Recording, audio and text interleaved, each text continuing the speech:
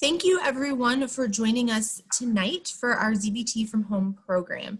Today we are going to talk about stress management and finding calm, which we can all use, especially during this time. So want to thank our partners at the ZBT Foundation for their generous partnership and support of all of the ZBT from Home programs. And especially want to thank Gabby, who's going to introduce herself here in a moment, but the Blue Dove Foundation, who we have partnered with for this program, and hopefully we'll be partnering with other opportunities through ZBT as well. And so we are so grateful that they are willing to share their knowledge and their resources and kindness and friendship and patience and everything with us. So thank you to Gabby and the Blue Dove Foundation. And so we've got Gabby and Dr. Daniel Epstein here tonight from Blue Dove that are going to really talk us through this program. And so I'm going to turn it over to Gabby. Yeah, thanks, Melissa, and thanks for including the Blue Dove Foundation in part of your ZBT at home. It's wonderful to have partners that are like-minded and that support individuals in mind, body, soul, education, everything. And the Blue Dove Foundation, we are based in Atlanta. We work with individuals and organizations across the country, focusing on mental health education, awareness, and outreach through a Jewish lens. So we are one of the few organizations that are doing this right now on a national level, and again, are excited and honored to be a part of this. We recognize that today during COVID-19, things are very different than they were 3 months ago, and they'll be very different in the following months to come. So during Mental Health Awareness Month, which is every May, which is right now, today is May 21st, we love to encourage individuals and help individuals just take a little bit of extra time to think about their own mental health and the way that they can support others in their family and in their communities. So tonight we're actually very lucky to have Daniel Epstein, who is one of the co-founders of the Blue Dove Foundation and has made his life's mission helping other individuals. So Daniel, we're excited to hear what you have to share tonight. Hi. Well, everyone, thank you for having me. Yeah, I just wanted to start off and do a quick just a little breathing exercise just to kind of set the intention and the tone for what we're doing here. And if we can all just just sit up straight, just take a few breaths, close your eyes. Just see where your breath naturally wants to go.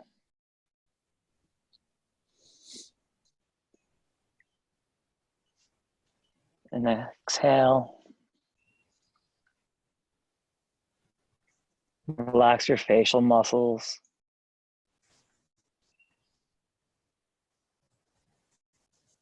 And then your next breath, take a nice, long, slow inhale through your nose.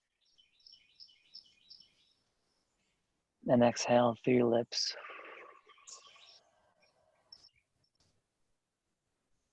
I want you to just think of your intention. It's peace of mind. It's feeling relaxed. Just inhale and then exhale that intention through your lips.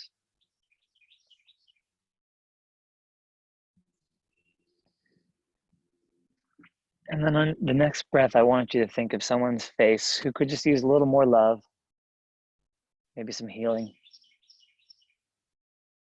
And inhale all the light and love and energy around you. Let it fill up your body and exhale it to them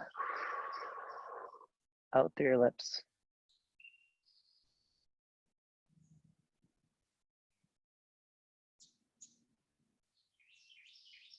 Okay, and just real quickly, just take a moment and think of some place. And when you think of that place, it means peace of mind. Maybe it's a body of water. It's often somewhere in nature, people say. Maybe you hear the birds behind me.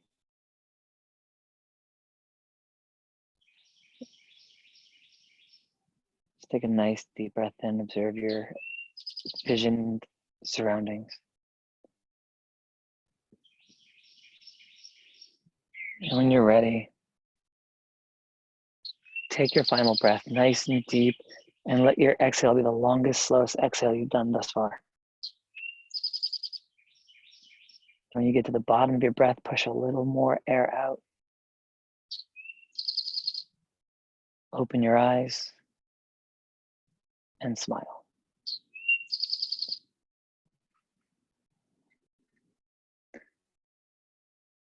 I wanted to include that part where you think of someone's face for a reason. I think right now there's just so much stress and so much uncertainty going on. And as a brotherhood, I think it's very important to be as connected as you can. And while people are home, it's not so easy to come across your friends. It's not just walking, down the hall or maybe in your houses and seeing the people that you love. It's easy if you're walking by and you see someone's face and you say, how you doing? What's going on? Everything okay? But when you're home, it's not so easy to access them. And I want you to think of people and try to make an intention to reach out to maybe one or two of your brothers or people that you love, and take that intention and go and be supportive, be proactively supportive. And you never know what that can mean to someone. So I know I offered that if there are any questions, you're obviously, of course, welcome to chime in or text or however you want to do it. But let's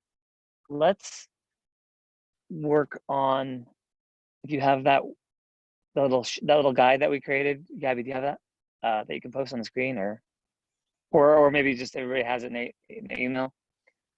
The peace of mind exercise that has Yep. those quadrants right there. Yeah. So I want to start off by talking about what we mean through our concept. It's called vessel. Your body is a vessel. It actually comes from Maimonides, a well-learned Jewish man, who said your body is the storehouse for the soul, and vessel is the idea that your body is a vessel, and we're focused on what's happening within. And our teaching here is kind of, if you think about from a scale from 0 to 10, let's say it's agitation, okay? So if I'm feeling, maybe I'm running late in the morning and I'm already at like a 3, and then I'm feeling some anxiety because I'm running late, and then maybe so my grandma calls and says something, I feel a bit frustrated or worried, right? And it goes up to a 5. Whether you're feeling anxiety or you're feeling frustration or anger, or the dog pees on the rug or whatever's going on, it starts to kind of build up. And what we do in our work through Vessel is help people focus on reducing that number, aiming a little bit close, towards 0. Not that you hit 0, but towards 0. And if you're at a 6, maybe try to bring yourself down to a 4 through something like the breathing exercise that we just did. And 0, right, you're heading towards peace of mind. So peace of mind is different for everyone. That's why we did a little visualization about, is it that feeling of, for me right now, being in my backyard. When I think of my backyard, I feel a lot more peace. From peace of mind, we're able to experience more joy. There's more room for joy. As we experience that this number goes down, we have more peace of mind. We're able to communicate more effectively. We're able to make better decisions. And so we're aiming for a goal of peace of mind. And what I wanted everyone to do is to look at this exercise here and think about going toward peace of mind or things that bring you away from peace of mind. And on the y-axis, the horizontal axis, internal and external. So real quickly, like external, what brings me away from peace of mind, which would be the bottom left box. So I can think of, let's say, for example, I'm in recovery for alcohol use disorder. I'd imagine being around people drinking alcohol will take me away from peace of mind, right? I'll start getting preoccupied, I'll start worrying. So I'd put as a bullet point under away from peace of mind on that bottom left quadrant, I would put being around people drinking, being at a bar,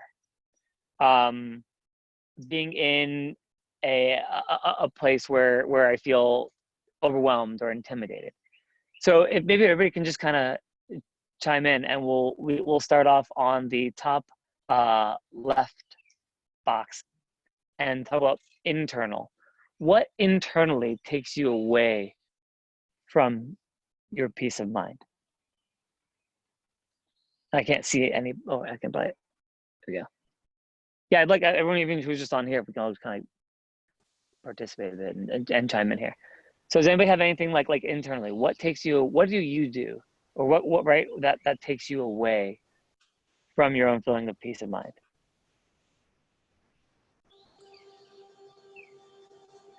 For me, if you don't have any downtime in your schedule, or you don't get any outside time, that takes me away from peace of mind. I value that time where I have, after a class or after 4 hours of calls, to just take a deep breath and like refocus myself. Yeah. So right. So what's really great about using these quadrants is you can look at the one that takes you away, and you're right. You're saying feeling kind of like you're waking up and the candle's burning at both ends until you go to bed. Like that's not enough for Gabby. Right. So feeling overwhelmed, feeling over scheduled, right, takes you away from peace of mind.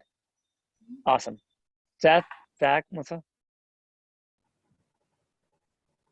I think I'm not sure if it's internal or external, but I guess just these days, watching or reading the news with all of the inherent bad news kind of gets me away and gets me start worrying about things that I can't necessarily control. I'm not sure whether that's internal or external, but sometimes the news just hits you without you even looking for it. And I think inherently anything that you're worrying about that you have very little ability to control brings you peace of mind.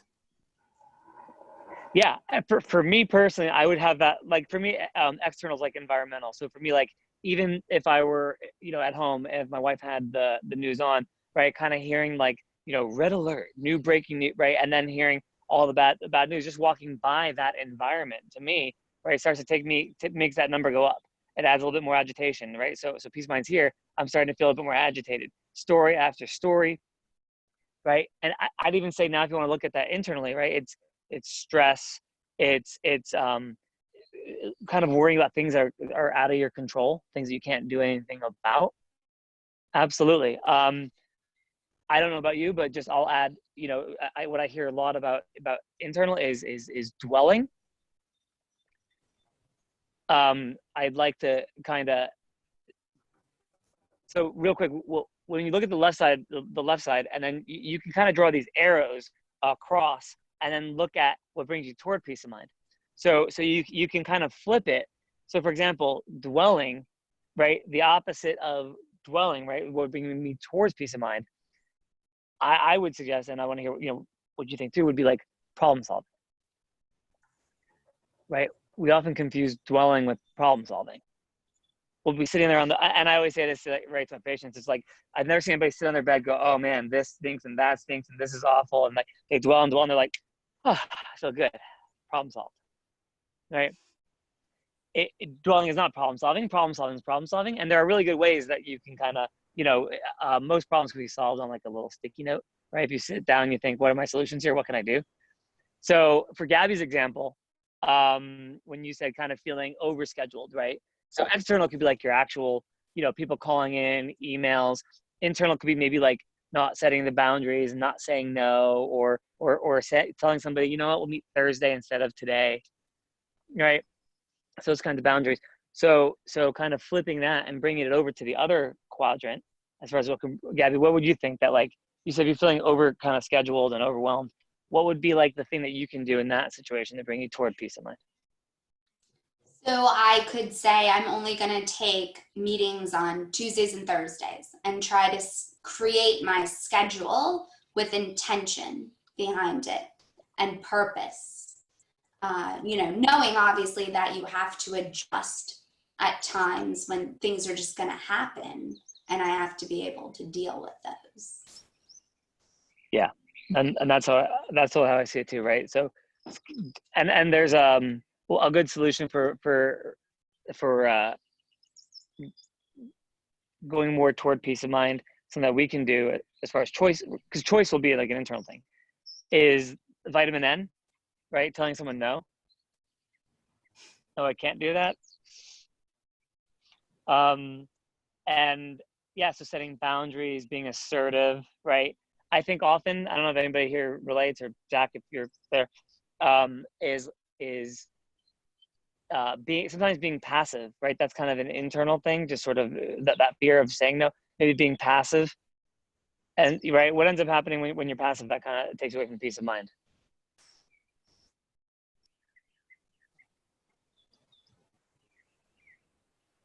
We don't all have to be on mute, right? I think we can, yeah. Yeah, for me, talking about the internal factor for me, probably biggest challenge is probably self-doubt or negative repetitive thoughts.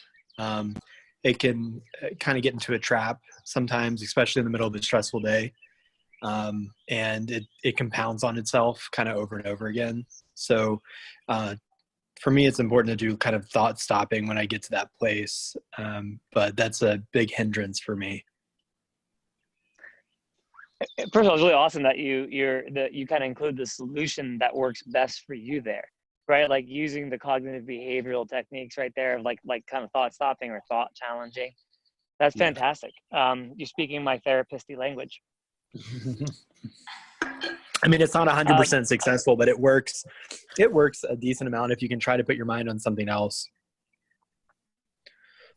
Well, absolutely. And what I loved about what you were saying was not only were you kind of saying, right, because you sharing that, and whoever's going to be listening, right, it's probably saying like, oh, wow, that was so cool that you said that. A lot of people don't feel comfortable saying that, like, yeah, sometimes I have these like self-doubting, self-deprecating kind of like negative thoughts that stay there, right? But you're kind of coming out and you're saying like, I go through that, right? I go through those moments too, right? And it's just kind of like, even like saying these things, I think for a lot of people, saying out loud their concerns, especially when it's towards to people who are going to like honor and respect that. I think saying things out loud kind of turns that valve, right? And that is also a thing that tends to help people move toward peace of mind.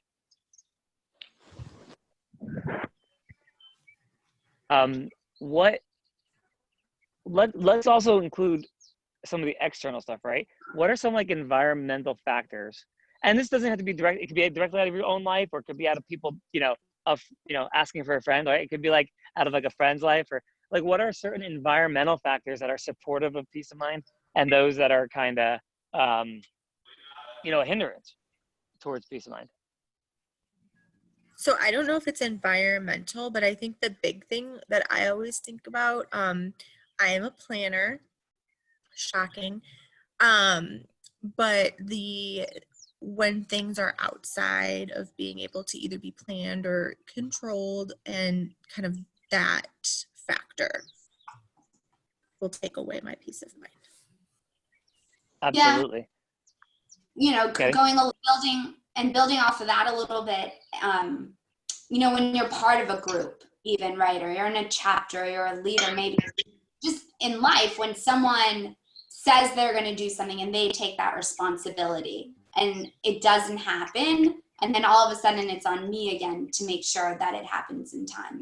That I think is an environmental kind of external stressor that you can't necessarily always control if someone lets you down, right? And that builds anxiety and stress too.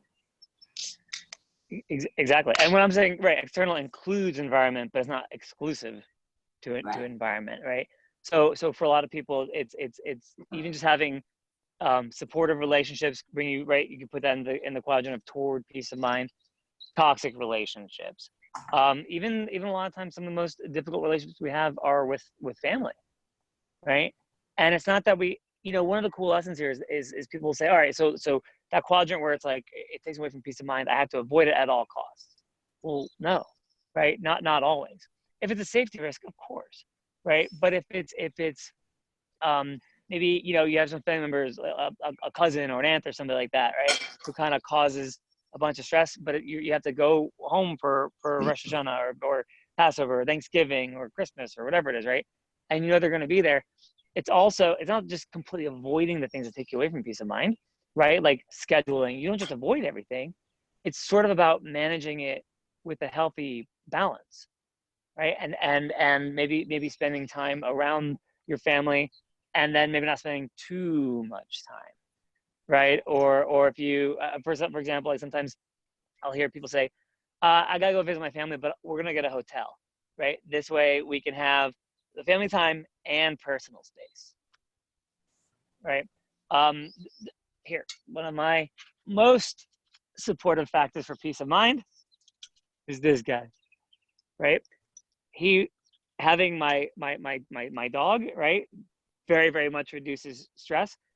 He's not technically a therapy dog. He's just been involved in a lot of therapy. Having my dog, right, and just being able to take a walk with him, right? That's an external factor. Just being outside and having my dog and walking, being out in nature, being around one person really can start to, you know, bring you toward that peace of mind. Does anybody have any other kind of thoughts that you know, whether it's internal, external, toward peace of mind, away from peace of mind? Does anybody have any ideas? Social media for me is you might think it seems like, I think 10 years ago I thought it'd be always a positive thing. It's not necessarily always a positive thing. That's probably in the top like 3, if not number 1, of things that I hear causing a lot of stress for people. I was talking to a guy today, you know, and we just kind of came up with this way of looking at it. Is like, you absolutely cannot help but compare when you're seeing something on social media. And the problem with that is, well, let's say you're looking at someone else's life, right? I'm sure you've heard this a whole lot, right? Everyone talks about social media and all that. But like, we as humans, we need to compare. We automatically compare, right? It's a safety feature, right? It's an advantage to be able to compare. Like, if I saw a really hungry lion coming at me, I need to compare myself and be like, who will win this fight? Lion, gotta go, right? So we are always going to be in a state of comparing. We naturally do it.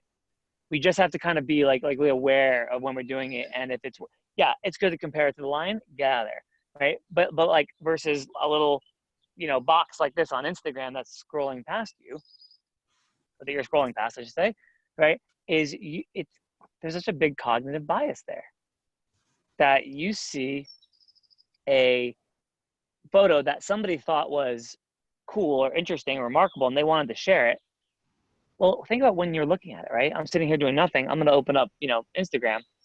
So now I'm doing not much. This person's doing something cool because they thought it was cool enough to document. So automatically, I'm at a deficit, right? If I were, because they're doing something cool, I'm sitting here on my patio looking at cardinals or whatever, which I think is super cool, but I'm a nerd. And whereas if I were doing something kind of equally interesting, right? If I was like out here, you know, fishing or whatever people do, and then, right, I'm not looking at my social media. So in that moment, I'm not going to be comparing, because I'm not even going to be like looking at it. So the comparison is going to be organic. And I think that's one of the internal things that we can be aware of, is when we compare, that can really take us away from peace of mind. Also, it kind of ties into what Seth was saying about the news. If you're looking at social media, you're going to see a lot of news, a lot of information, a lot of disinformation and misinformation, right? And it's just, it feels sometimes like, you know, if I believe in it, and someone's like, especially with COVID, and somebody's kind of sharing it, oh great, now I'm feeling anxious because it's only reinforcing my fear. And then somebody, if I believe something and then someone's like, don't wear your masks or whatever it is, now I'm angry. So I feel kind of anxious, I feel frustrated. Where do you win? It's another good reason for boundary. So, you know, we can kind of, I don't want to go kind of on and on about this. I think this is just like a really great model to maintain, not just while we're doing this now, but going forward and kind of thinking like, where's my little vessel? Like, where's my little boat? You know, am I going towards these waters that are smooth and relaxing and I can kind of chill in this little boat? Or am I going towards these rougher waters staring and comparing and news and red alerts and all of that and overscheduling and the water's rough, we don't always have smooth sailing. That's not the point, right? We don't always get good waters. We don't, what's the saying about smooth sailing never made a good sailor, whatever it is, right? It's important to have these rough conditions and have resilience and have grit, but we got to also kind of set boundaries and limit that. I just want to know if anybody has, anything they want to add or something that they was a good takeaway or any questions. Just take a moment for each of us here. I think, no, that was, you put that very, very well. I think, Daniel, that one of the things to try to pull us toward the positive side of the box is if we are healthy, right? And a lot of our brothers are young and healthy, that's the single most important thing. And of course, if we've got family members who are affected by COVID, that's very difficult, and we've got to work through that, and hopefully people affected by it are able to recover and recuperate. But for the vast majority of people who have all these other pressures and all these other demands, health is always number one.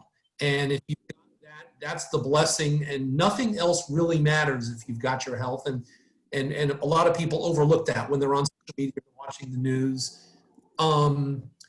But I guess one of the gorillas in the room, I suppose, in stress today has to do with financial, right? It's financial stress. A lot of people have been laid off. A lot of people have been furloughed. A lot of people have family members, maybe only one income versus the normal two. And that's a big source of stress. But we got to hope and pray that maybe we're getting through the worst of it. Maybe people will be coming off a furlough, and maybe the opportunities are going to start back up. But it's a matter of trying to find the solutions for these short-term problems. What can I do to get that loan, to get that help? But things are going to get better. But I think one of our faculty members at University of Miami did a study and said there could be more death from COVID as a result of the economic fallout than as a direct result of the medical, of people actually dying from the disease. So there's that ripple effect that is going to occur for a while. So, and I love that you said that, because as soon as COVID started, right, and people started talking about like closing down things, that was pretty much the first thing I said. I don't do research, right? But that's an area of research I would have wanted to jump on right away. Was I know for, let's say 100,000, people died or whatever it is, from the virus itself. Think of, you're talking in the millions, tens of millions, who are going to be dealing with the mental health fallout, whether it's from isolation, people in recovery from substance abuse, right, needing to stay connected to stay well, now being forced to isolate, depression. What's wild about quarantine and isolation is that, for example, I always see that the worst things for anxiety is uncertainty, and the worst thing for depression is isolation. And now we're being told, to isolate for an uncertain amount of time. And it's like that 1-2 punch. And so if you're, if I'm sort of like, if I jump off of what you're saying, it's like, if we agree to go out, if we go out in public, we wear a mask, right? Wash our hands, right? If those are our commitments to physical health, then perhaps, reaching out and staying connected, right? Either when we need it, or if we think of somebody who might really appreciate it, or heck, who cares if they don't, right? Who cares if they don't need it? Reach out anyway. What do you got to lose, right? If maybe the surgical or the non-surgical, masks that people wear are the physical tool, maybe reaching out and connecting can be like the mental health tool that you all use. And you have, at a fraternity, you have the perfect system, right? That like brotherhood could be kind of a vaccine in a sense, right? Just, to beat the metaphor even further. I love what you just said there. Yeah, that makes perfect sense. Yeah. So I think you shared 3 takeaways that could be tools that we could use anytime, right? The idea of the breathing when we're feeling overwhelmed or we're getting into our intentions. It's a tool that everybody has, but to just step back and reflect and use that. We could also use our peace of mind chart anytime, right? When our mind, like Seth was saying earlier, is going to a different place, we can bring it back and refocus. And the idea of reaching out to somebody, I think through our work, you never know, just calling, texting, sending an email, writing a note, how much it's going to impact somebody. And I stress that. And I have read articles where lives have literally been saved by a bowl of matzo ball soup that somebody gave to somebody at Texas A&M at the Hillel there. You know, so I think those are three big takeaways for me that you shared. Yeah, think of how it feels if somebody you haven't heard from in a while, just heard from in a while, just reaches out and says, "Hey, Gabby, what's up?" Right? They're not asking for money. They don't want anything. They're just calling to just give a little love, just a little digital, "What's up?" Right? That feeling, right? We could all think about that, and yeah, it absolutely can save a life, or even on a less extreme level, it can take somebody who's maybe in a bad way and just kind of, for me, even like spiritually, you know, I think that connection, right? It's a power greater than myself, because here's Daniel's one, Gabby's another. If you say, "Hey, you know, what's up, Daniel?" Right? And we're connected. The two of us is greater than me alone. Two is greater than one, right? So that connection between the two of us is a power greater than myself.